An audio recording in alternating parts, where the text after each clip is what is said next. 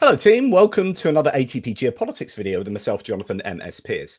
Because I like to think that occasionally I provide a smorgasbord of topical nuggets to get your teeth into, I thought we'd talk about something completely different today. And we're not really going to be talking about the war in Ukraine. However, we are actually going to reference Ukraine a fair amount because they have, and we'll talk about this later, a really good benchmark for digital ID and digital services, centralized government digital services through the DIA app that is very well received, but we'll talk about that later.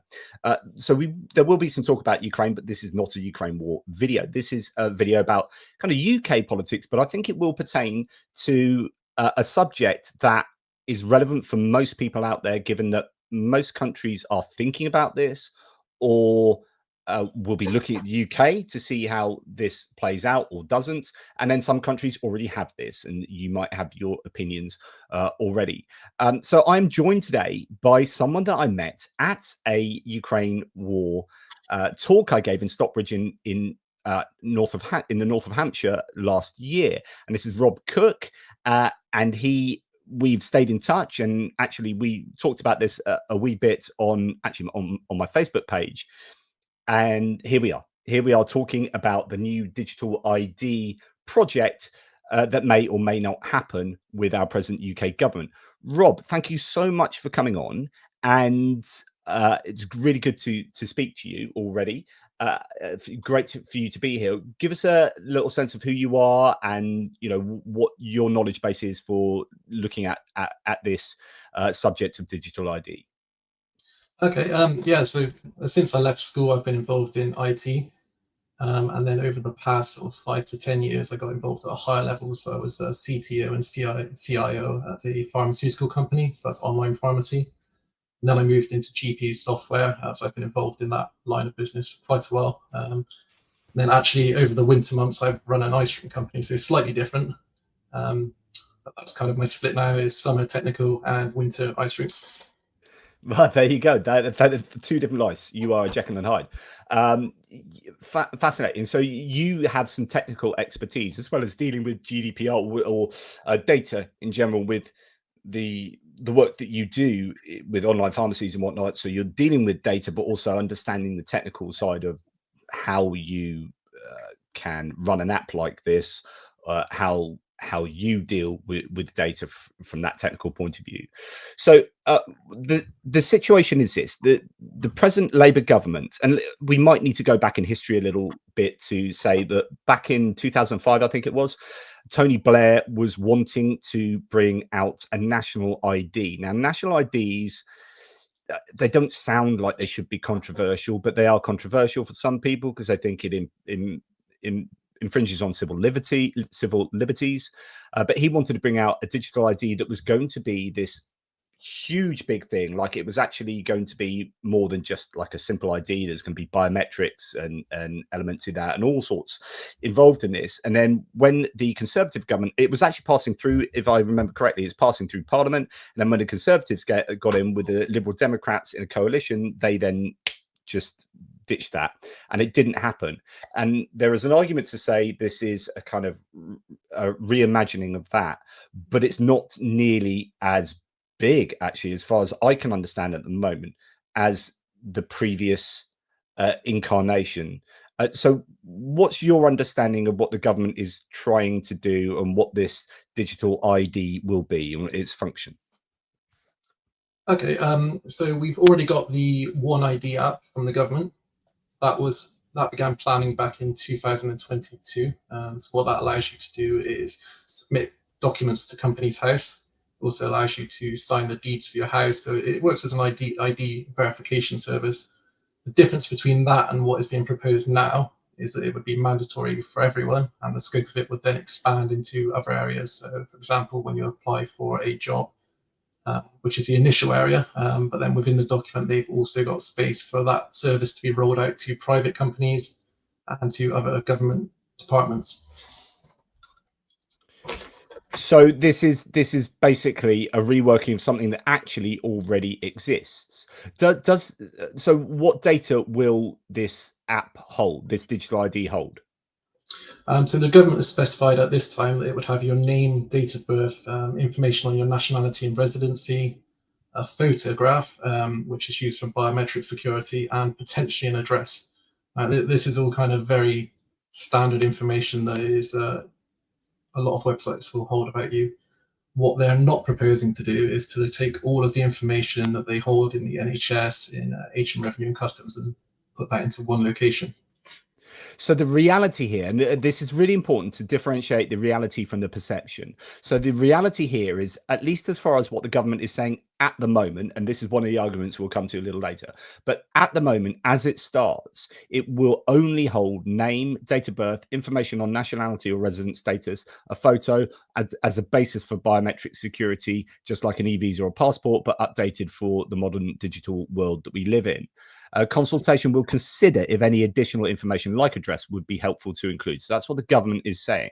Now, what's important to note here is that this is all information the government already has, right? So that there is nothing new in principle that the government is seeking here, other than to hold that information, which isn't a great deal of information, and it's stuff that you already give to plenty of other companies, right?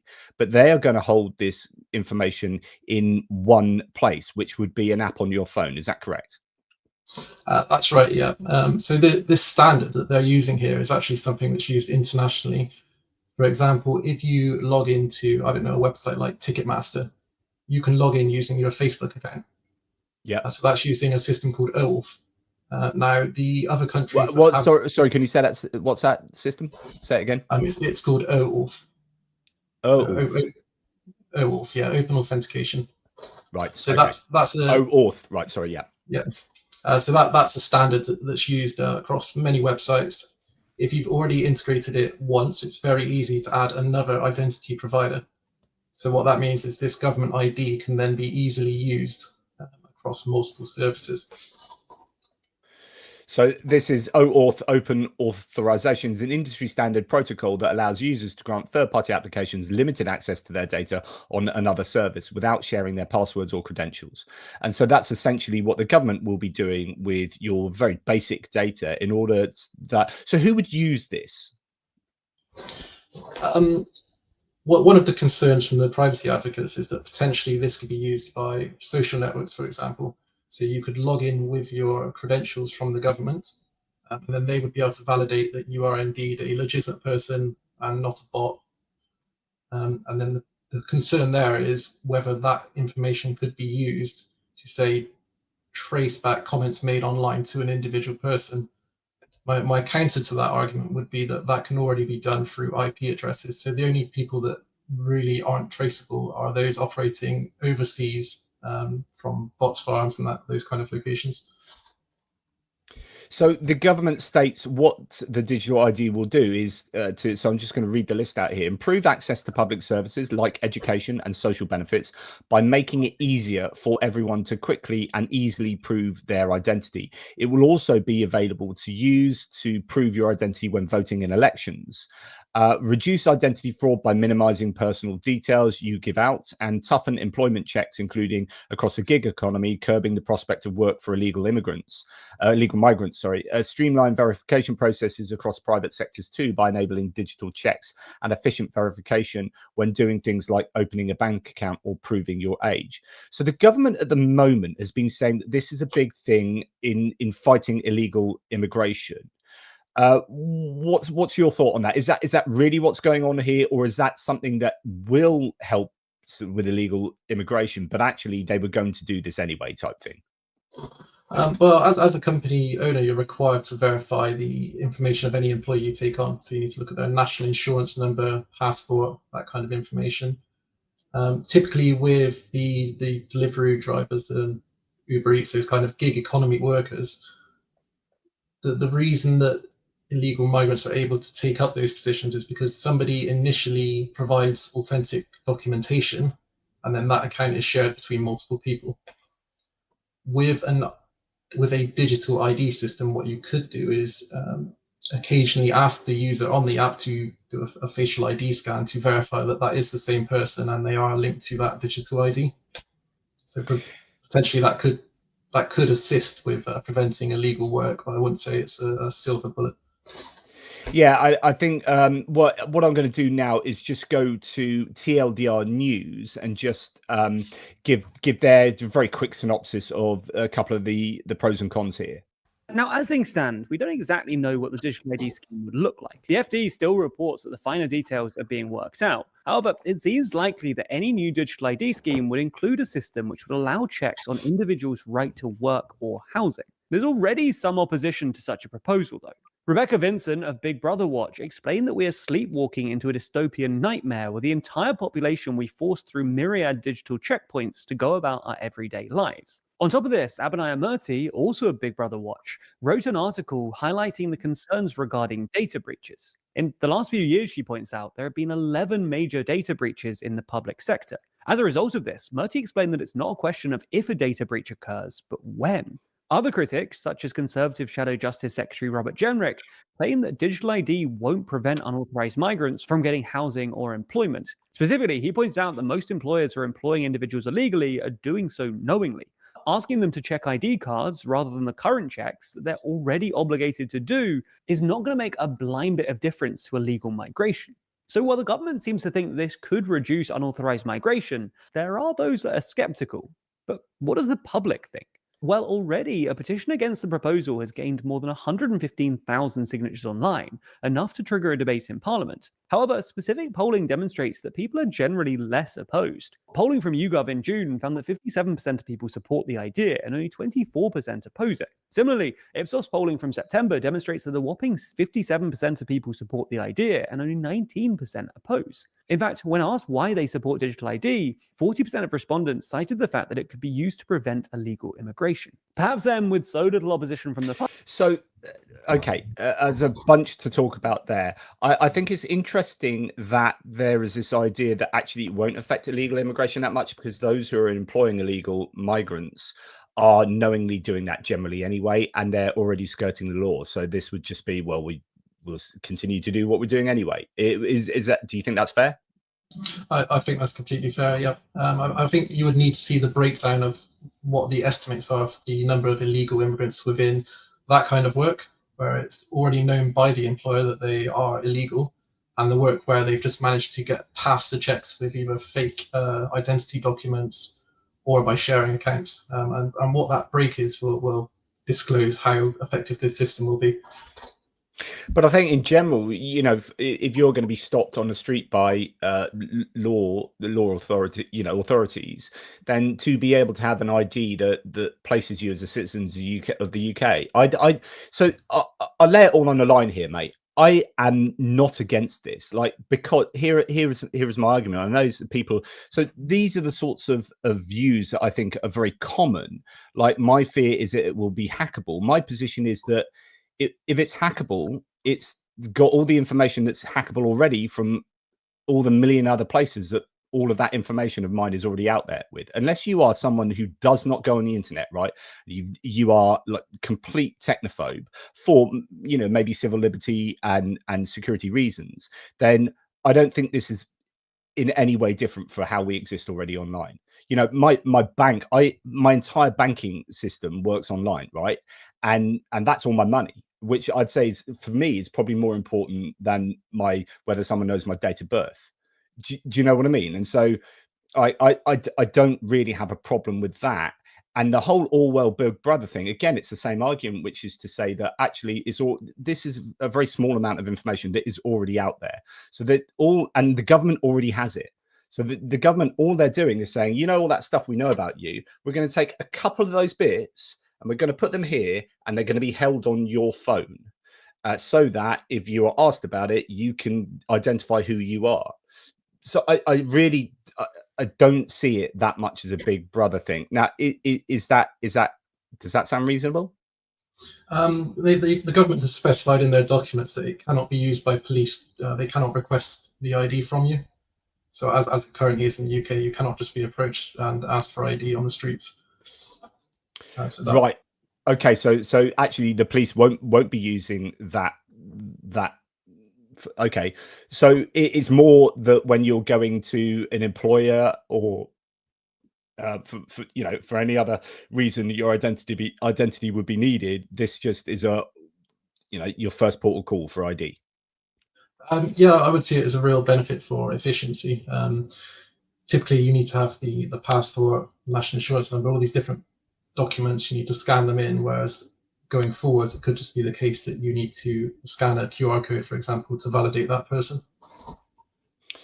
Right. So as it, and we'll come on to the argument about whether this is a wedge issue, whether actually the data here is not too bad and the way it's going to be used is not bad, but it is opening the door to maybe 20 years down the line, going through 3 or 4 different governments, it might end up being something a lot worse, which I can see that argument, right? But for what it is, I honestly don't have too much of a problem with it. So let's now talk about how your data will be protected. And this is maybe where you can cast your technical eyes over it. So the digital ID system, let's say the government, will be designed with security at its core. Digital credentials will be stored directly on your device, just like a contactless payment card or the NHS app today, which is interesting. So we, again, like an argument here is I have the NHS app. It has loads of information about my medical history, and yet I don't worry about that getting hacked. And do you know what I mean? I think the NHS app has possibly more personal data than anything we're worrying about here, and yet everyone's kicking up a fuss about the digital ID app, and no one's kicked up a fuss about the NHS app. Anyway, sorry. So with the NHS app, you have a system called NHS Login, which is essentially the same as this. You get the same information there. Any website with permission from the NHS can add NHS login to their system. So for example, on pharmaceutical apps, we added NHS login so that rather than us needing to collect lots of paperwork from you, you could just log in with your NHS app, and then we could pull through your medical information on your prescriptions. So that's OAuth again. That's going back to the OAuth idea. And no one seems to have a problem with that, even though, like, when you explain it, that this company is taking your like health data, you might be like, oh, but that's a bit dodgy. But then if you're going to be getting health stuff from this company, then they kind of need your health data. So one of the big things is we've got GDPR in the UK. So initially that was... Do you want to explain that for people outside of the EU? Yeah. So we've got GDPR as the General Data Protection Regulation. And essentially what it's there to do is ensure that there's transparency on your data, why and what is being stored, that there's a lawful basis for storing that data. It's the minimal amount of information, and confidentiality is kept, and there's a limitation on the storage. There's a whole list of other requirements, but those are kind of the core ones. And what that's stopping companies from doing is selling on your information, using it in ways that you wouldn't expect. You can also ask them to delete your information. So that is the big thing within the UK at the moment that we've got that protects our information. And it also links back to the Human Rights Act as well. You've got freedom of expression, freedom of thought, those kind of things, and it all links together to ensure that your data isn't being used maliciously. So you would have probably noticed it if you signed into a website, you might have the cookie bar at the bottom. Yeah. That's due to GDPR, so that's asking you if the company is allowed to track you and use your information for marketing, statistics purposes, all that kind of thing. So as long as the UK remains with the GDPR law, there is a level of protection there, even from the government and what they can do. Yeah, and again, that seems pretty fair to me. I mean, here are a couple of opinions from people in the live chat. So Peter van der Voorde says, in the EU, you must have an ID with you at all times. Big deal. Meh. It's just, we're already required in the EU to have ID with us. This is just making it digital, which I think is interesting, because this Mitch Ashdown says, well, if it's electronic, it can never be secure. But you can say the same for paper or an ID card. If it's like, I can always be pickpocketed. I can always lose my card. I can always lose my passport. I can always lose my documents. So I don't really think that is an argument, unless you are hacked way more often than you lose paper ID or something. And the difference is the paper ID cannot necessarily be cancelled after you've lost it, whereas the digital ID, it can be shut down and made unusable. Interesting. So yeah, so that's a good point to be made. Phil H says, I have a problem with that with the NHS app, and don't have the NHS app as that result.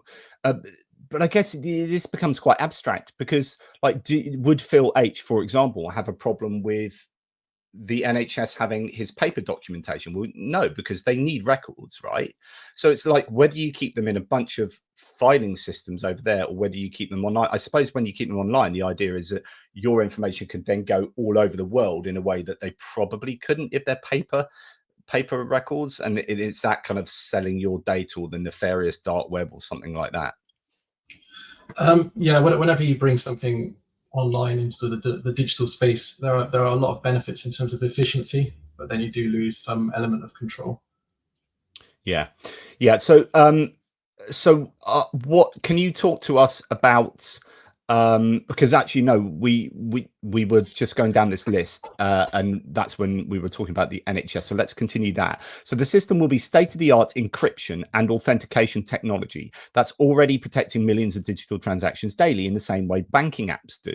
User control is at the heart of our proposals. Sharing of information contained in the ID should be instigated by you, and we will be transparent with whom information will be shared with whom. Yes, your personal data will be better protected. That's because if a phone is lost or stolen, the digital credentials can easily be revoked and reissued, providing better security than traditional physical documents. We also intend to ensure that there are safeguards in place to give users peace of mind about how their data will be used. And of course, I guess the point is that this has not been sorted out yet. So they have yet to really talk through the nuts and bolts of how this all works, so that they're going to be promising guarantees, but we don't really know what they are going to be. And also we although I think we're criticizing without really knowing exactly what it looks like already at the moment. But anyway, what are your thoughts on the technical aspects of this? So as I stated earlier, the standard is an international standard, OAuth. So within that standard, first of all, the companies that want to allow you to log into their site, they need permission from the government to integrate that system. You then have to go through a lengthy process where you specify which information you need back from the government when the person logs in, why you need that, your legal basis. That's all under GDPR. So when you log into an application, you should get a pop-up which tells you what information is going to go to that company you're logging into. And then you can specify whether you give that permission or not. So it does add a lot of transparency into where your data is going. Yeah, there's a couple of clarification points on the government site here, which is, will it be a legal requirement in some instances? To help tackle illegal working, it will be a legal requirement for employers to check your digital ID as proof of your right to work. For instance, before you start a new job, that's because only UK citizens and legal residents will be able to have one. So those coming here legally will not be able to prove their right to work. However, we will ensure there are alternative routes to obtain a digital ID for those who cannot use a smartphone or need extra assistance.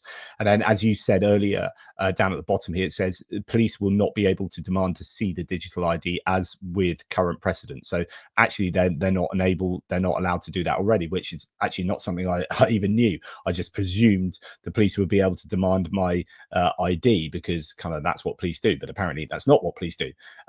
So there you go. Anything else to add to any of those points? I think as a general point on where your data is, sat here now, we're all logged. Have I frozen? Sorry, you broke up for there for me, Rob. Say that again. Sorry, is my camera frozen? Yes. Brilliant. Okay, yeah, so as a general point, you're logged into YouTube right now. YouTube has your IP address, your app, your phone ID, your email address. You might have a social media account, Facebook. If your biometric ID is out there already, your face can be ID'd. There's been some concerns about you could go to a protest and you could be asked for your ID to enter. But in fact, if the government or the police force just has a camera there recording, from that recording of your face, they can get an ID and link all that information about you together. So the biometric ID isn't necessarily a way for this mass surveillance of your data because it already exists.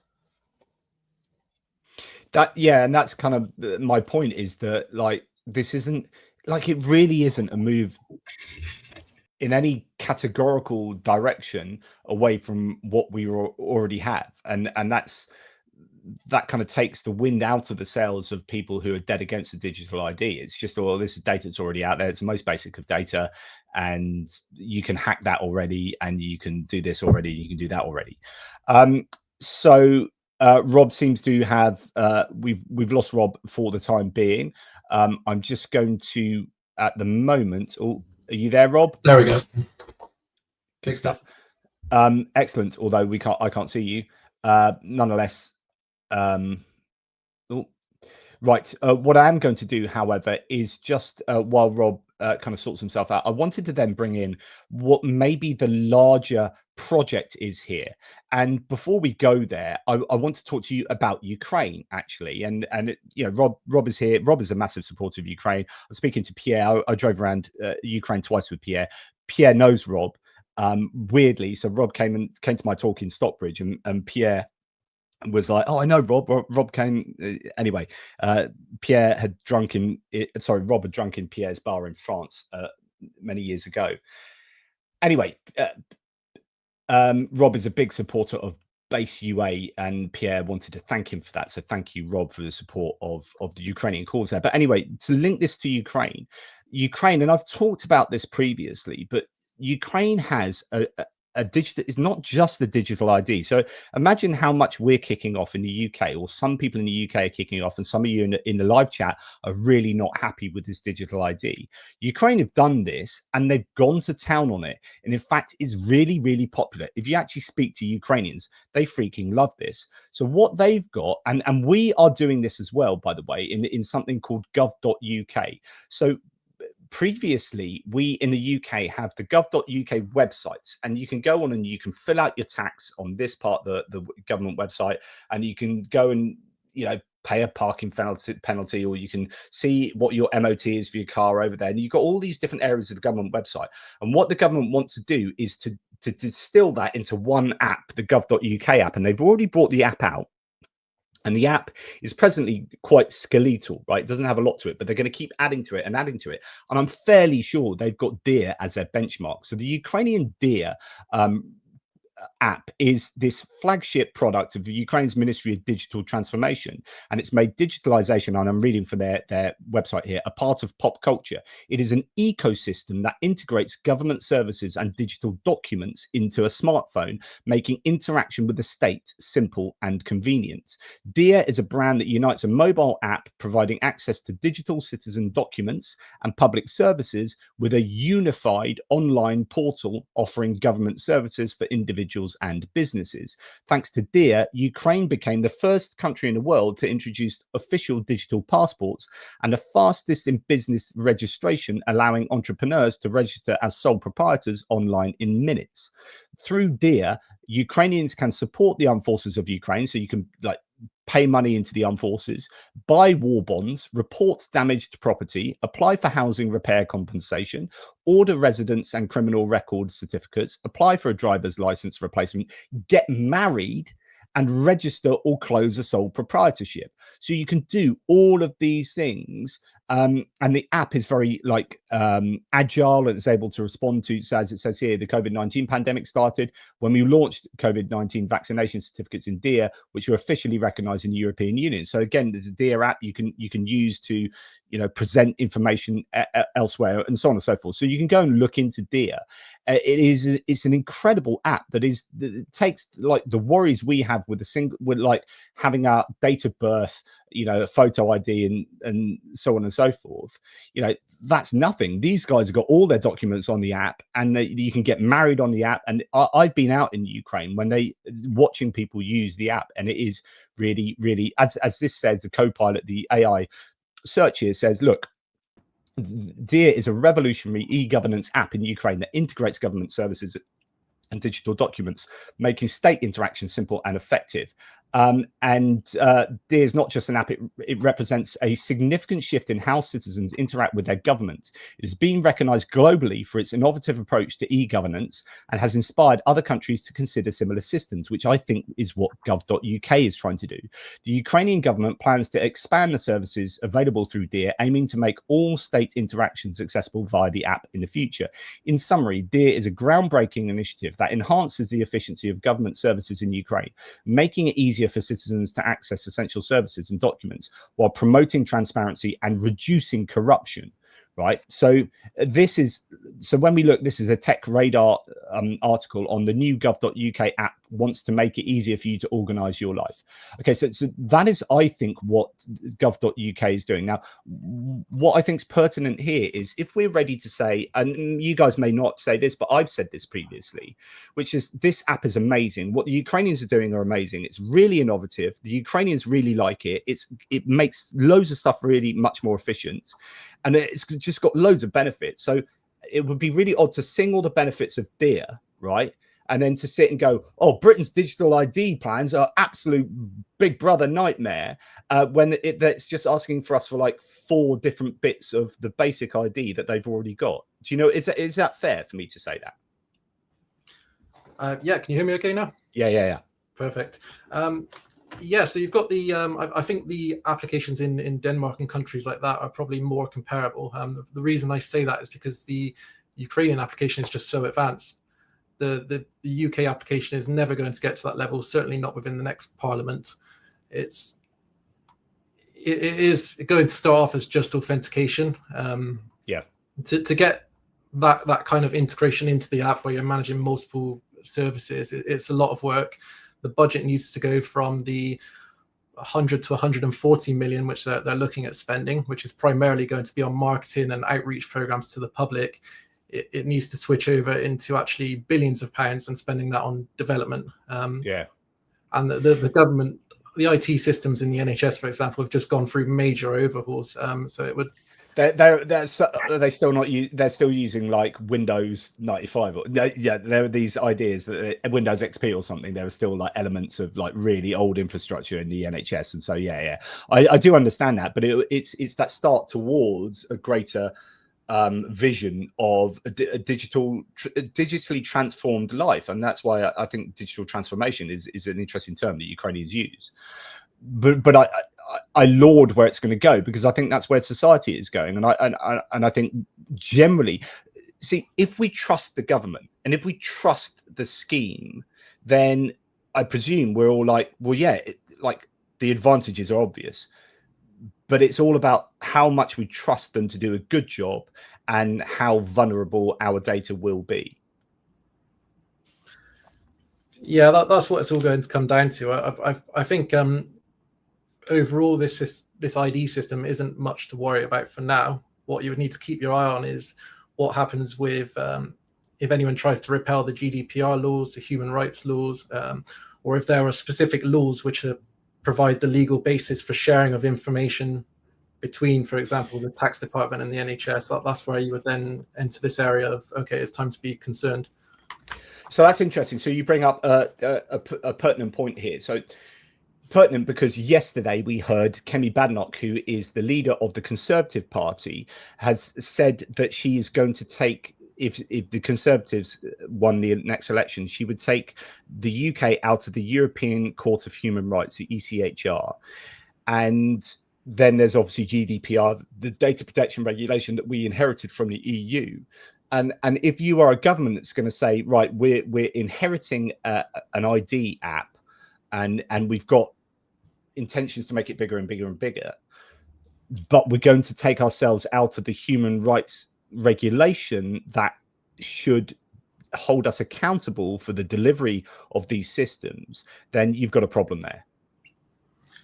That's right. Yeah, I think Michael Gove was. I listened to an interview of him from a couple of days ago, and he already spoke up against the GDPR Act. He said it's a lot of red tape for businesses or something similar to that. So it is one of those areas where it flies under the radar. Not a lot of people have heard of it or know what it's for. So I think it could be something that maybe a future government might just sneak through and kind of repel it, which is when everyone really needs to pay attention and stand up against that.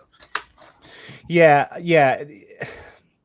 And the problem is, and I think we've seen this in the pushback, Rob, whereby most people seem to be pushing back against the digital ID, not because of what it is going to be like immediately, but what it could be in some kind of dystopian. And we heard that from the from the Big Brother watch that was quoted on the TLDR video there. It's this idea of some dystopian future that it could be. Some kind of like, it's about painting the worst case scenario. Rather than looking at the best case scenario, it's a worst case scenario. And of course, if we are to take the worst case scenario of everything we choose to do in life, then we wouldn't do anything. Like, I wouldn't leave the house. If I was like, well, if I leave the house, I could get struck by lightning.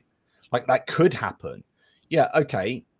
Well, if we do that, then you just won't do anything. So it needs to be the likelihood of that stuff happening. And this is where I get a bit philosophical, where everything becomes a Bayesian probability analysis of actually what's going to happen. But the idea here is, well, okay, but what's the actual probability? And I don't know that there's an answer to this. What's the actual probability of a democratically elected government doing the very worst with our data and turning our country into an Orwellian nightmare? I think it's a case as well of looking at, could that be done without a digital ID? For example, you could have the tax system talk to the NHS to say you haven't paid your taxes, so you need to pay for your healthcare or something along those lines. You don't need a digital ID for that. Both systems know who you are as a citizen. You've got your name, your date of birth. The information can be linked across. That's a good point. And it goes back to, well, it's already out there, or, the data's already there. The government's already got the data, or the government already has the ability to do the worst case scenario thing that you're talking about. And we're fine with that. And so really, I honestly, I just think the digital ID pushback, although the whole digital ID thing is a bit of a, not a meh. Like, I think it's broadly good, because I've got this vision of the dear world, where I would love the UK to be operating on that kind of level. And I think the pushback is a little bit meh, because you're not pushed back about all the things that you already have bought into. And so I see it's kind of double standards in a way. So we have a couple of sort of super chats and questions. Goose Springsteen says, I think Labour's Brit card policy is dead on arrival. After announcement, it's polled at 14% support. Liz Kendall, so for those who don't know, she's in the Labour Party, is responsible rather than the Home Office, and it's a perfect wedge issue for Farage. My tuppence on this, before I hand it over to Rob, is that the problem here is that we are living in, and we see this in the United States of America, is we are living in a more and more polarized political society, whereby if a government decides to do something and they're not your government, it is therefore bad. Like, anything that Labour decides to do, if you are a Conservative. So, for example, if the Conservative government had decided to do a digital ID, I imagine most Conservatives would be all right with it. But because Labour are deciding to do it, and it's vice versa as well. And because Labour are deciding to do it, Reform are going to be like going to town on this. But I don't think they're going to town on it out of genuine ideology, but more on political identity. Is that something you would agree with? Yeah, it certainly seems that way. And we have to remember the government One ID system that was introduced in 2023 under a Conservative government. NHS login system that's been around for, I'd say, around 10 years now. So that's certainly been around for long enough that a non-Labour government could have either ended it or not proposed it in the first place. Yeah, so we go back to these things that, yeah, you've already got these NHS logins and details that are hackable, with the access to all of your health data, and yet no one's kicked off. Apart from, someone earlier says, well, I don't have an NHS app, which is fine. That's someone that's like, I do have an issue with this, and I have an issue with all of this. And now, for me, that's much more justification in that. So I though I would disagree, I do understand that position, and it is actually much more justifiable. It's much more consistent. But if you like, I really don't like the digital ID, but I'm fine. I've got a banking app, I've got the NHS app, I've got this app, I've got that app, and in fact, you've got all your freaking information out there. Not just with the government, but with private companies. Like, Facebook is selling your data. Facebook is selling your data. Now, if you've still got a Facebook account and you're kicking off about digital ID, I would argue you are absolutely double standards. Is that a fair accusation? It's certainly a fair assessment. What you also have to remember is, within Europe, like I said, we're bound by GDPR. if a company from China or Russia were to go onto your public Facebook page and scrape that information, or if, for example, you use one of the many applications that allowed you, did you ever see any of the applications that let you age yourself? So you take a picture. Yes. I've got one of those, like not a cartoony art one that was going around, which at the time people were like, it's a Chinese app, be careful. And I was like, oh, I don't care. But I'm like, they probably got my data. Yeah, so with all those kind of applications, a huge amount of them were actually collecting your biometric information on your face. Within the agreements of that, you were giving away lots of your rights. So what you have in the UK is the ability for a government to say, how is that information used? But I think once it's out there, it's out there. You're not bringing that back. So the one issue I have, and I don't know if this is the case, but does Peter Thiel and Palantir have anything to do with this? As far as I'm aware, not the government One ID system. Good. That's all right. but yeah, I mean, the problem is when you start getting public companies involved in creating the architecture here, but then you're always going to get that. The government doesn't have an IT entity that's able to produce an app like this themselves, so they will be outsourcing this. I'll give you a bit of surprising information that not a lot of people know. Your information at your GP surgery, that is most likely stored with a private company. There are 3 or 4 private software companies in the UK that provide the GP software for your patient. Patient access is the one that I use. Yeah.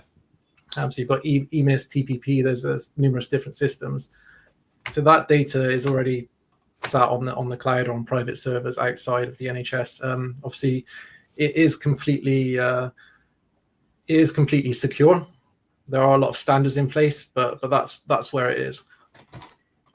And yeah, so then it goes back to double standards, doesn't it? It's like, this already, like, much bigger amounts of data, of your data, is already out there, either on government websites or outsourced to private entities from the government, or just private entities like Facebook. Meta holds how much data on you and has used that, as we know with the Cambridge Analytica scandal, has used all that data, sold your data to people to influence elections, etc., etc. That already happens, and most people know about that and are still fine with it. So again, it comes back to, I think the pushback for this is hugely double standards. Though governments might be able to eventually down the line add more and more data onto this, and it could be used in nefarious ways. But again, if we always dictate our behavior by the coulds and the possibles and the conceptually possibles, then we wouldn't do anything. So life is about the tension between the worst case scenario and the best case scenario, and kind of navigating our decision making in that context. Anyway, that's just my more abstract appraisal. Is there anything else that we need to know? I mean, there's still a lot of unknowns. Like what don't we know at the moment about how this is going to be rolled out? But I think there's not a lot of information about how it works for people who don't have the right to work, children. I think you get your national insurance number at 15.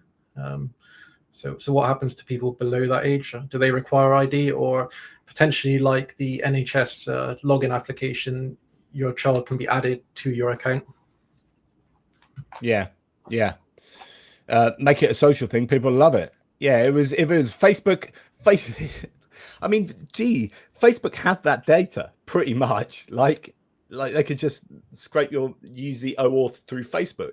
Like that's a weird thing. Why do we get so upset when a government has this data, but we're not upset when a private company that's literally, its job is to profiteer off it?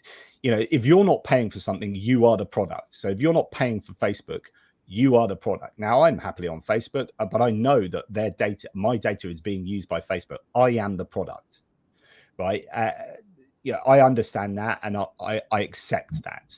But yeah, again, I'm just going back to make the same point again.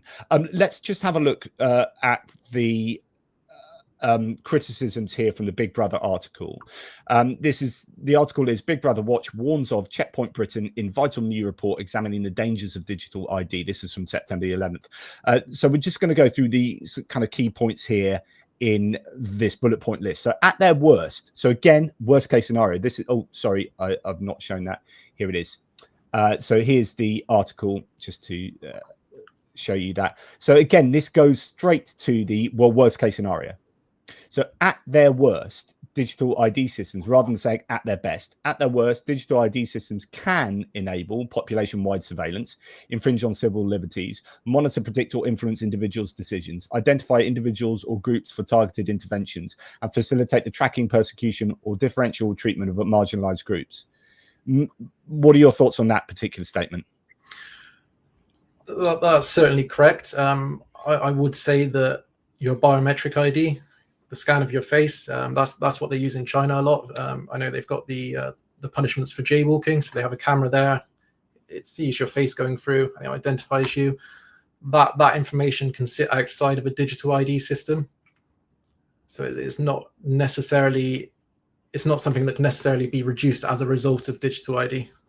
Yeah, and also the chance of us having something like that, the practicalities of the UK getting something like that without some very long 15-year procurement process and government overspend, and then anyway, China I think what you've got in the UK is, if you're interested in NHS login or the Open ID system, you can go and look at the government website in their technical section, and you can read all of the information on how the APIs work, how the communication works.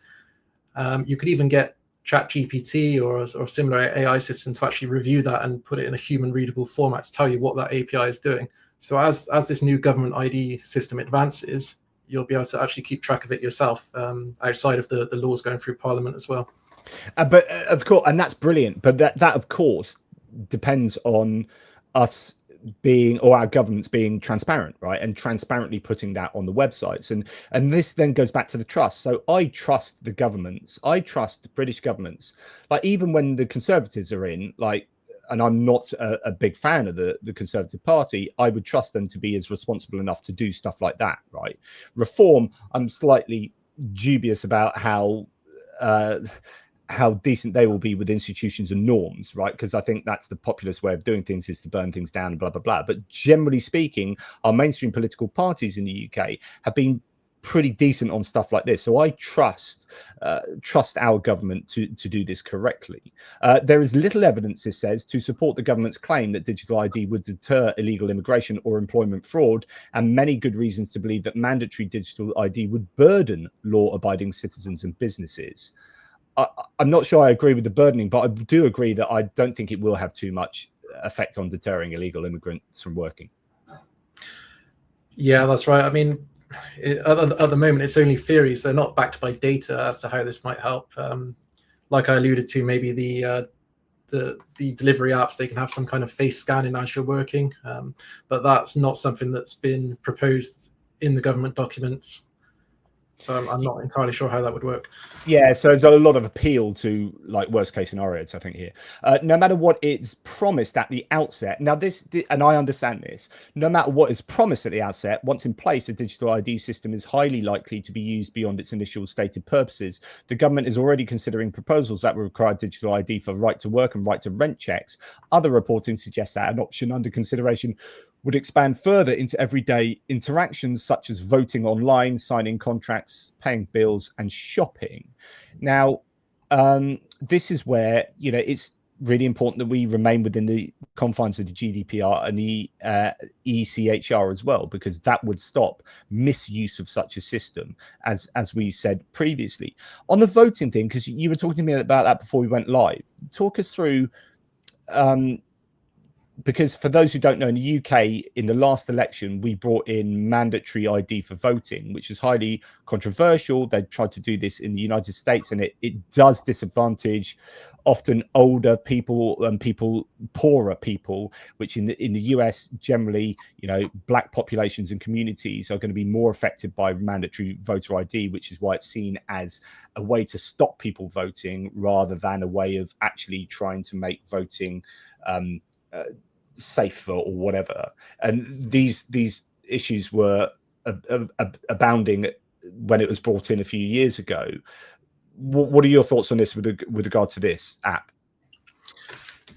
It depends how they use it. Hopefully it would become the case that you can use the app as another form of ID. So you can turn up at the voting office, you can have your driving license, passport, or the digital ID. What that would do, if they mandated this so it's required for everyone and it's free as well, that means you open up a potential voter base which was blocked last year during the general election because they didn't have ID at the time. Yeah, because well, yeah, I guess driving license you have to pay for. Not everyone's got a driving license, and then there are certain IDs that people are more likely to have, and it was an obstacle to voting rather than making it easy to vote. Now, this was a mandatory form of digital ID, and you can assume that almost everyone has a smartphone, and this is free. Then actually you are potentially making it easier to vote, and you're expanding the voter base, which is good for democracy, right? But then, of course, what if people don't have smartphones? And I don't know how many people in the UK that applies to, but what are the issues? Have you thought about the issues with regard to people who don't have? Because this is something on their website that they said they're going to be sort of thinking about this. It sounds like they want to introduce physical versions of the digital ID, but by doing so, they could be opening up the risk of forgery or those kind of things. It could be forged, and in that case, you've kind of removed the benefit of having the digital ID. So it would have to be carefully worked out exactly how they're going to do that. I just did an AI search, and it says, but these are old figures, so it's probably less than this now, and it might be considerably less because I don't know if. Well, that's just my intuition, so I'm not justified in saying that. Approximately 1.5 million adults, or around 3% of the adult population in the UK, don't have smartphones. But that's a couple of years old. I would think that has got considerably less since then. So that's still a fair amount of people that they would have to consider in terms of not having digital ID. But I think it generally would be an advantage for voting, but that's just my opinion. There are serious doubts about the government's ability to run an effective and efficient digital ID scheme and prevent against the system failures and inaccuracies that have plagued the e-visa system. There is also significant doubt about the government's ability to protect the vast amounts of personal data collected in the digital ID scheme, a point which 63% of respondents polled said they were concerned about. Any thoughts on that? Yeah, carry on. The e-visa system, I believe that was an EU-wide system, and I'm sure you went through the airports when it had gone down and it had various issues. This system, it's on your device, so you're less reliant on the wider infrastructure. In terms of the vast amounts of personal data, I think the government's already clarified that it's not vast amounts of personal data, it's just basic information that's stored within that. Yeah, my thoughts are all these points are kind of worst case, like overblown reactionary kind of naysaying. But anyway, far from being backwards outlier, the UK is in good company with countries that have inherited its legal systems, such as Canada, Australia, and New Zealand, in consistently rejecting mandatory ID systems. I'd be interested if anyone from Canada, Australia, and New Zealand are in the chat, and whether that's true, whether you don't have any ID systems, and whether you're fine with that. But then, of course, you can talk about all the countries that do have ID systems, and there are European countries, the EU as well, having some form of requirement. But there are, I think, Belgium and Slovakia, certain countries have similar. Are you aware of that, certain other countries having similar digital ID? Yeah, I think Denmark was the big one I looked into. That was very similar to this system. I know I believe it's Sweden, that they've got the digital ID and they've rolled out on a larger basis covering multiple areas. I've heard mixed reviews about how well that's done. Yeah, so really, I think it comes down. I'm going to show two things now to suggest that it comes down to trusting the government. So if you don't trust the government in general, like if you're like in the UK, we have one of the lowest trust ratings for government globally. This is from 2024, January 2024. I'm sure it's even lower now. So we don't trust the government very much. So if the government's then going to do something that we think is, you know, really important and requires a lot of responsibility and a lot of care, then we're going to think, well, our government's shite, they're always shite, so don't trust them. So you're going to be against it. The other thing is, and I'm quite big on this, is that I think this will just become a culture war thing without people really knowing what it's about, right? So this will become a reform, unite the kingdom, protest this issue where they're saying it's attacking our civil liberties, but actually if reform did something like this, they'll be absolutely fine with it. Here's an example of how I think it's kind of culture warsy. So this is Politics Joe interviewing someone at a digital ID protest. So look behind, you've got Union flags, you've got people in there. That's a World War I helmet with the Union flag on it. This is very similar to the kind of unite the kingdom thing. And the other point, real indicator for me here, is you've got a British guy going down the religious route. And I have noticed that the Unite the Kingdom rally had an awful lot of religious dimensions to it. So the two keynote speakers, Valentina Gomez and that New Zealand pastor guy, and indeed Tommy Robinson, they're talking about like a religious crusade. It's all about Christianity against Islam and blah, blah, blah, blah. And so I find this kind of interview quite interesting because it fits into that context. I'll tell you what it is. It's in Revelation 13, and it talks about in the future. John was given a vision of the future, not John the disciple, not John the Baptist, John the disciple. Yeah, he was given God showed him what was going to happen in the future, right? And he said, "No man can buy or sell unless he takes the mark in his right hand or upon the forehead." Now, this isn't the mark, but it's laying the foundations for it. They want everything cashless. They want everything digital, everything you do, everything you buy, everything. It's got to go through them. If you're not complying, then basically you're against the system and you'll be beheaded for it. This is what the Bible's teaching. Now people are starting to comply with what's happening. People are just walking around shopping. Of just like town is no different to what every other day. It's like nothing's happening. Do you think the Bible foresaw Keir Starmer and Digital ID? And so on and so forth. I mean, I just find this from a kind of social political point of view really, really interesting. Like that move where the UK has basically not been bothered with religion for quite a long time. And then immigration and Islam has been perceived as this threat to British culture and British values. So then you get this resurgence of Christianity in some areas, and this kind of reflects what's going on with MAGA as well. And I think that there's a real parallel there that I find absolutely fascinating, particularly from my kind of secular philosophical point of view. But I just think the digital ID thing will become a bit of a culture wars wedge issue. I don't know. Discuss. Yeah, that's it.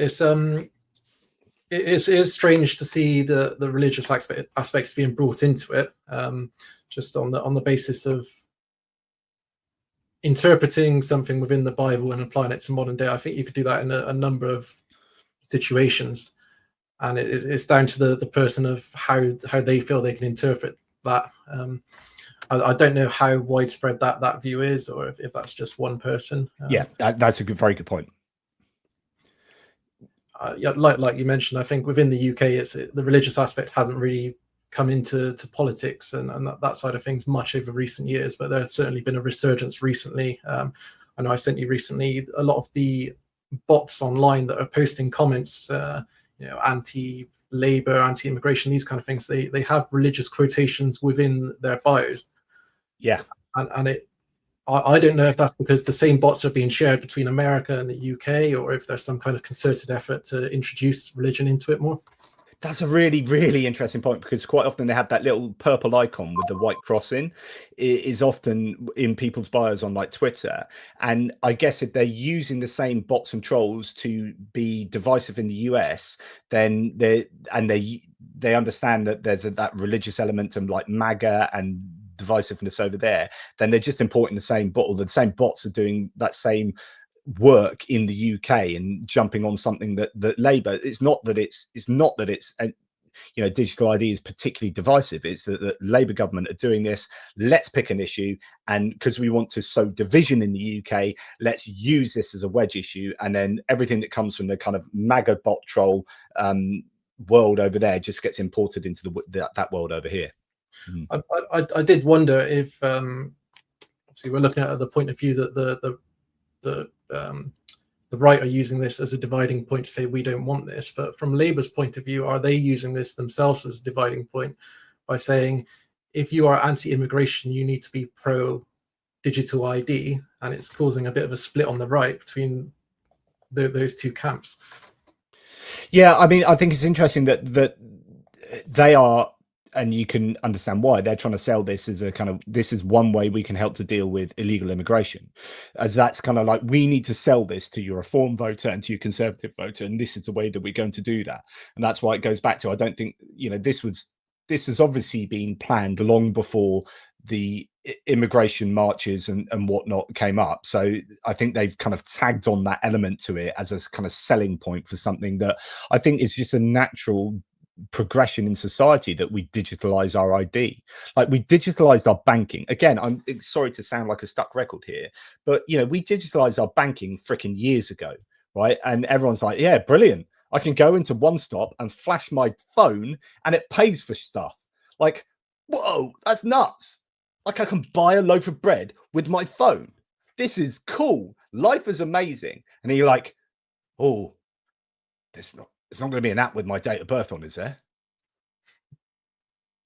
We can't have that. But I've got all my payment details on here. Yay! So yeah, again, just crazy. So Rob Whittle here says, I support digital ID. The UK and Ireland are the only two in Europe that do not. The governments have my passport, driving license, birth certificate, voting details. I've nothing to hide. Other malignant players do. Rob, that is broadly my position in a nutshell, by the way. Anything from you, Rob, on that? Yeah, well, I wasn't aware it was only the UK and Ireland that didn't have digital ID, so that's quite interesting. Yeah, I don't know if that's true, of course. So, all the caveats apply to that just being a commenter from the live chat. But yeah, I think on the freedom of speech and data aspect, it is sometimes dangerous to say that just because you have nothing to hide, you're okay with your opening yourself up to these things. Yes. Sorry, I'm just doing a Google search for how many countries in the EU have digital ID. 26 countries. So wow. Okay. Well, that's a my phone's just spoken to me. My phone just said, I've got some results for you. I'm not talking to you. And there we go.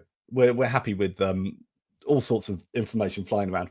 26 EU countries. At the EU level, the EIDAS 2.0 regulation requires all member states to provide citizens with a digital identity wallet by 2026. So that is interesting. So here we go. Pilot projects are already underway across 26 EU countries, as well as Norway, Iceland, and Ukraine, involving hundreds of public authorities and private companies. So again, like, this is like, we sort of left behind. Now, this might be an opportunity for, I guess, Reform Conservative voters who are, we don't want to do what the EU does. But it just seems like there might be a lot of whining that I think is kind of unjustified. But yeah, 26, that's surprised me. So there you go. Julian Roster, thanks. If you forget your NHS password, you can just ask Peter Thiel. Easy peasy. Yeah, so the problem for the UK is that, and I presume this goes back to the previous governments, but Peter Thiel's Palantir is involved in modernising our NHS, and that is aspects of it. Yeah, aspects of it. Can you just give a bit more detail on that? Do you know? Obviously, you're in a good position. What it essentially was to take anonymized data and to start looking at trends and statistics as to, if you grew up with, I think asthma is an example they use. Does that indicate that in future life you might have certain health conditions? I think the scheme's expanded a bit beyond that now. As I understand it, it's still anonymized data and not specific patient data. But which broadly I'd be all in favour of, because I think understanding trends gives you knowledge to be able to, you know, head off health conditions in later life. So I would totally think that's fine. In fact, it's pertinent to my condition of multiple sclerosis. We now know from a massive data set in America. So they took the armed forces in the US, because this is a sidebar for anyone. So multiple sclerosis, it has long been thought to be something to do with something called the EBV, Epstein-Barr virus. And the Epstein-Barr virus is what we call glandular fever. In America, they call the kissing disease. And essentially 95% of the population have that. And so it's very difficult to test the correlation or causation or whatever, test the relationship between MS, if there is one, and EBV, because there's so many people have it. So they went to the American Armed Forces and they got just a massive cohort of people and they tested for MS and EBV, and they've now pretty much solidified the relationship between the two. And so, you know, 100% of people with multiple sclerosis have had EBV. So it's some kind of mutation of EBV. So then you need to work out, well, why is it that, how do you get from EBV to MS? And that's still up for grabs. But essentially, if you could create a vaccine for EBV, for glandular fever, so that no one got glandular fever, then you would therefore prevent anyone from getting multiple sclerosis. So there's a lot of work going around that. Anyway, you know, like, I'm all for finding out those sort of trends and those relationships between having, you know, this issue and then more likely to have this issue. Like, we need to investigate that. So even though Palantir, I'm not a fan of, do not like Peter Thiel one iota, that job, as long as the data is anonymized, is incredibly important. I think that's where, you know, the GDPR comes into it. That restricted exactly what the NHS could do with that data. Even though the government gave them this contract, they couldn't just dump all of your data over to Palantir. There's certain requirements had to be met. We had an opt-out as well. I don't remember if you saw, I don't know if you saw that a few years back, but you could opt out of your data going into that system too. So there was a whole process there. We've also got ISO standards as well, which specify, no matter whether you're the government or a private organization, if you're working with that data, there's a certain level of standards that have to be met as to how that's stored and managed. Yeah, so it's really important for me to stay in the ECHR and GDPR. I think is really super important. Just a few more comments here. Ollie Studio 45. It's the same as having a cashless society. Yeah, if we don't have well, actually, so a bit of pushback here. There is a bit of an issue with the cashless society, because actually Visa and MasterCard basically monopolize payments, and there is a lack of, this is where we need the Monopoly and Mergers Commission, as we would call it in the UK, and whatever it is, FCC, FTC, I don't know, whichever one in the US. Like, you need to be looking at breaking up monopolies across payment, particularly. So, you know, there is an advantage to cash in that when you pay someone in cash, they get 100% of that money. So if I was to pay you for something, I give you 20 quid, my 20 quid becomes your 20 quid. If I do that through an online transaction, then usually speaking, someone else takes a cut in that. And so money just forever gets cut down and cut down and cut down by a cashless system. That is definitely a challenge. It's going off on a tangent here, but I don't know if you've got any thoughts on that. So as I mentioned at the beginning of the call, my other business is ice skating rinks. Yeah, we've gone completely cashless since I think 2021. The reason being is that you had the cash come in, and you're right, you've got 100% of that cash sat there. But now you need to spend that with suppliers. You need to pay staff. So you then go to the bank, and your staff member has to either take it to the bank, or you need to pay a company to come out to you and collect that cash, which is far more than the card processing fee you would have paid with Visa and MasterCard. So it then gets paid into the bank account, and you end up using it in a cashless way anyway.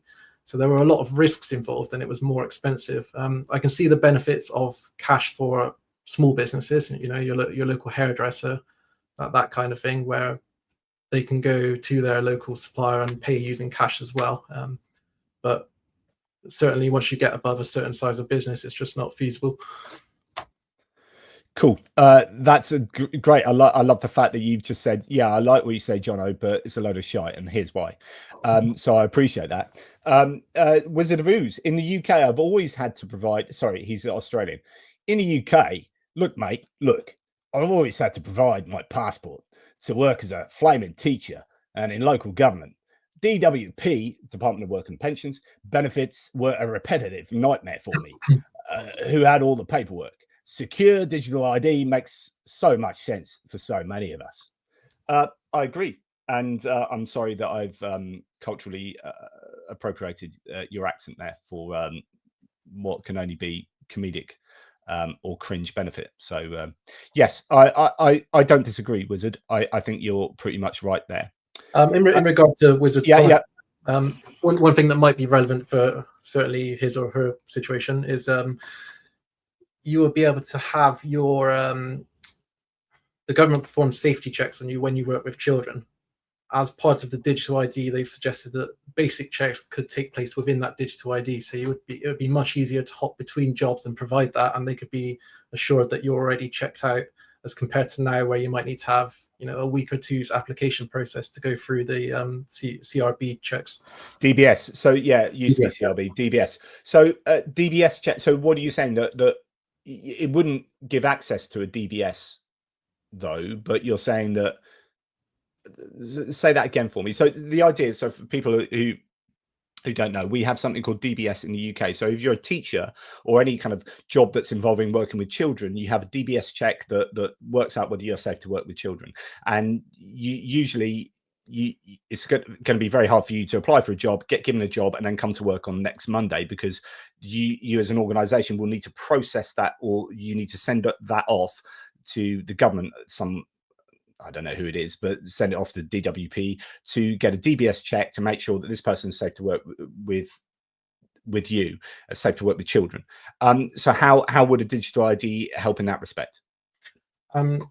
So the proposal was, I believe it's in the government explainer, that they would store your status as a checked individual within that digital ID, so that when you go to the employer, they could say, we need their name, date of birth, address, and their the status of their check. And then once you've logged in, they would then be able to view that. Interesting. So actually, I mean, it doesn't mention the DBS in there, but it's not. So there might be some ability for it to be aligned with a previous DBS check then, which I wouldn't have a problem. Like, for me, that's efficiency. That would make eminent sense to me. But yeah, Aussie Rob, thank you very much. That's an incredibly generous support of the channel, Aussie Rob. Thank you. Very, very kind indeed.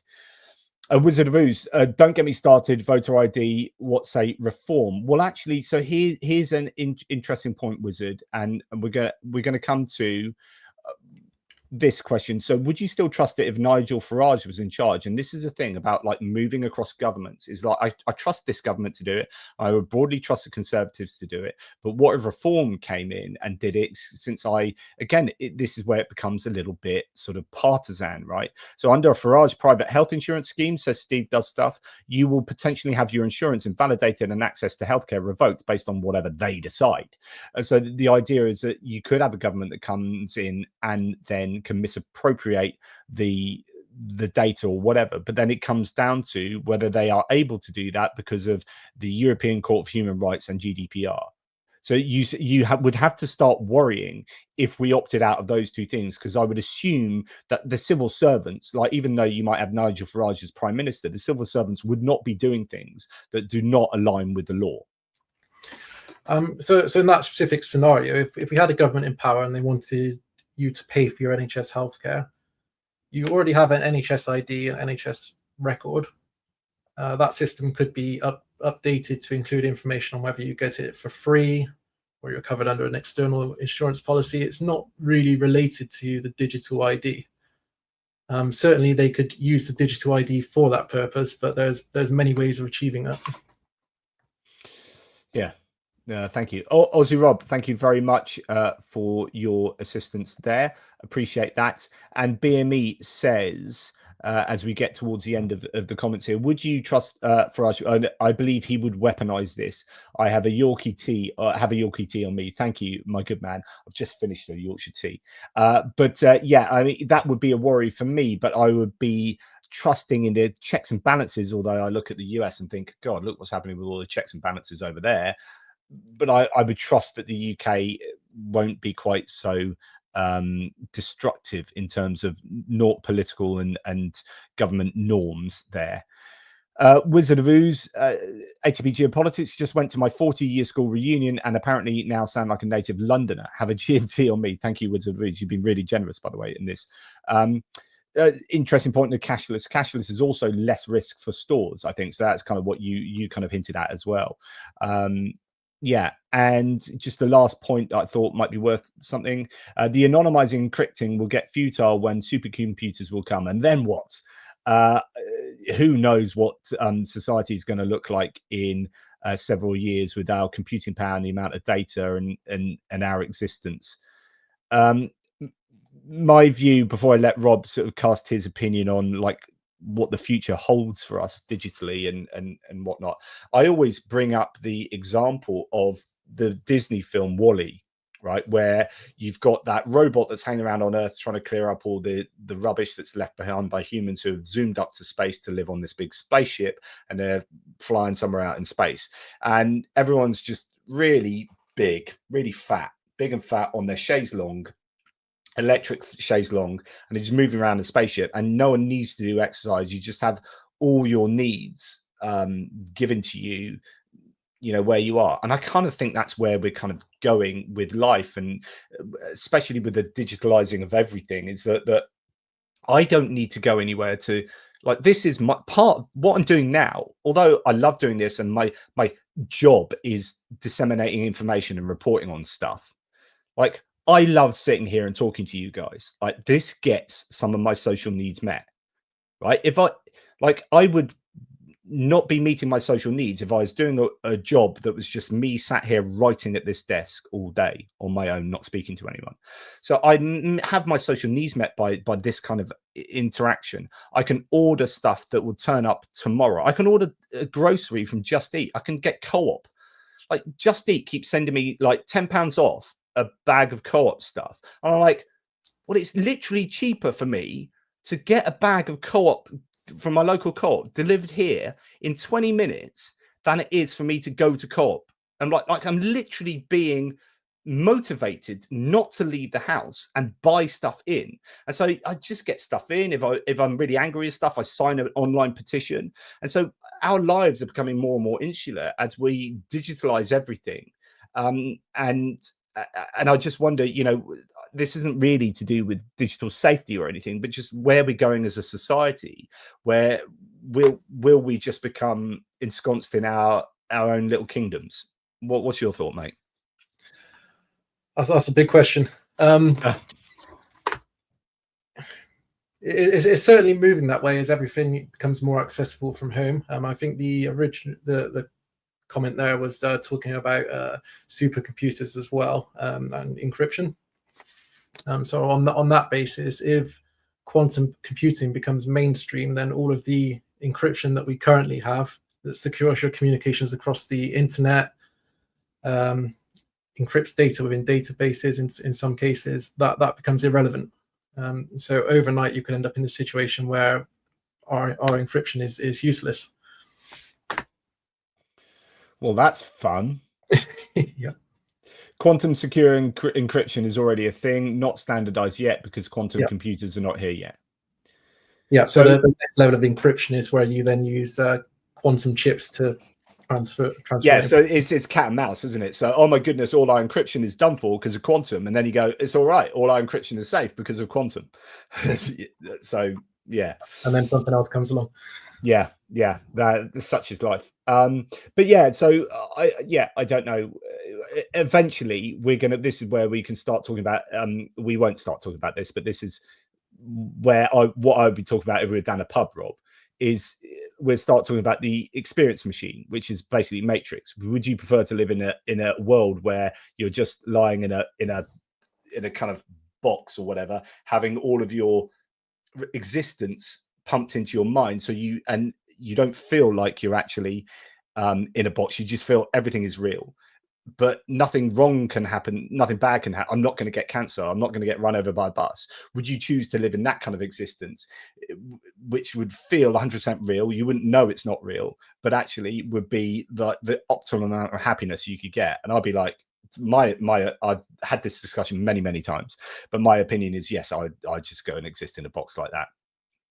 There you go. Interesting point, isn't it? And then I guess at a philosophical level, you could say, are some people already living in that kind of environment?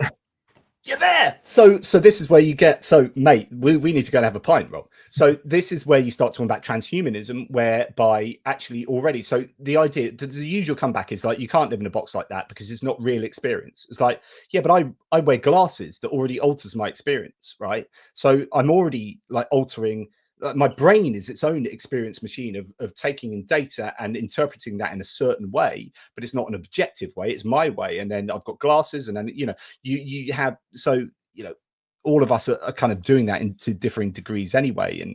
And anyway, that's not what this video is about. That's my pub chat. So Rob, we're just gonna have to meet for a pint one day. What else would you like to mention? Have we missed anything out here? Nothing that on the top of my head. I mean, in terms of your data, I think people just need to appreciate that you've already got your face as an ID. That can be scanned, that can be used. There's a lot of conspiracies about being able to track where you're flying, what your carbon credits are, what you're buying at the supermarket. All of these things that can be tracked using your credit card. You give your passport to the airline when you fly with them. It's not. They are all concerns which people are definitely valid. They're valid things to be concerned about. But digital ID isn't the end of it. And if the digital ID system doesn't go ahead, that isn't winning that argument. These things can still happen. GDPR and the Human Rights Act can still get repealed. If the government makes the law that certain data could be transmitted between the NHS and the tax office, or the other way around, you know, these things can happen all the time. The digital ID is being put out there as the focus and the end of it all. It either happens or it doesn't, and that's not really the case. Yeah. And so here we have, both of us are essentially completely agreeing with each other. So it's like, it's not one of these you know, BBC or LBC interviews where they just get two people from the other end of the spectrum and then we just shout at each other. We're actually, yeah. So sorry guys that are watching, is, you know, it's not incredibly exciting. Like, we just agree with each other. Now my position is generally what yours is, Rob. Yeah, as I've mentioned, it's all out there already. There's hardly any data on this. There's certainly less data that's out there on freaking Facebook. Facebook knows more. So just as a kind of final piece here, and this was all came out during the kind of Cambridge Analytica stuff, which is, and this is now 10 years old almost, this data point. But this is all to do, my first book was on whether or not we have free will, libertarian free will, and from a philosophical point of view, we do not have libertarian free will. We are kind of moist robots existing in an environment of inputs, outputs, and whatever. But anyway, we might have the illusion that we do, but nonetheless, Facebook could predict your activity after 300 likes better than your own partner. Like, absolutely outrageous data coming there. So you know, the amount of data Facebook have, not just in terms of your date of birth and this and that, these kind of key little nuggets of information, but just your behavior through your interaction with stimuli on Facebook is insanely predictive. And of course, that's how they are able to use that data to influence. They say they can look at all your likes and go, well, actually, you're going to be really susceptible to this sort of marketing and this sort of thing. So if we squeeze in a bit of Donald Trump GOP stuff here, then we can get this swing voter, and we know it's a swing voter because we've got all this data on what he's liked and what groups he's a member of, or she, and then we can manipulate them and send them the right stuff, and we can sell that data to these people who will do all that, and then they'll vote GOP and not Democrat. And so again, it goes back to, if you are on Facebook and you're happy with being on Facebook, then I don't know that you've got a case to be able to present to me that we shouldn't have digital ID from the government in the UK with a small amount of data that's there. That's my final position, and I'll arm wrestle anyone over that. Right. So just the last thing I want to say, and I know Pierre was saying that you are really generous with base.ua, who are an absolutely fantastic organization. I've met Anton, who runs that, a couple of times, and he's an absolutely great guy. I've interviewed him, and they do wonderful work. But at the moment, we are doing a campaign for Car for Ukraine, and we are 12,500 euros through the campaign to 22,000. Please help us out if you can, if you have the wherewithal, and that will get a couple of trucks out to the forces fighting on the front lines in Ukraine. Thanks to Robert Rayner today, who has added to that. Sorry, can't be much more at this time. No, Robert Rayner, that is amazing. So if you can help, it is I think linked in the description below, and Cheryl has been, as an amazing mod, throwing that all over the live chat, so thank you for that. In the meantime, final words from you, Rob. Anything you want to add? I think I've exhausted myself already with awesome comments. Well, look, all I can say then, Rob, and stay on the line here, don't leave. We'll have a chat in the green room. But thank you very much for agreeing to come on and giving your opinion about what's going on with this. It is one of those things where people are reacting like massively one way, tentatively the other. I don't think people are going, yay, digital ID. I don't think there's much of that. So there's a bit of an asymmetry there, as you would expect. But I don't think it's nearly as bad as people think. And the problem is there's just not enough information out there yet to make massive claims about how it's going to be rolled out and what it's going to look like. In terms of the information that is out there, you'll have two politicians. Certainly the interview from Keir Starmer, he didn't know what it was he was trying to sell to everyone. Yeah. It was almost like he'd been told to make some certain talking points about immigration, and that was it. And then you have somebody on the other side who's just parroting a lot of various conspiracies which aren't necessarily relevant to this. There isn't that kind of, I guess, tech know-how in there to look at what actually is the reality. That's a really good point. Someone like, Prime Minister is going to be super busy, and they have to rely largely on aides just filling them in with like nuggets just before they go on to interviews, just so they can, but they don't necessarily. Keir Starmer needs to sit down and watch a video like this to get at least a slightly better understanding. So I might send this to him, because me and him are like, but yeah, no, that's a good point. That's a good point.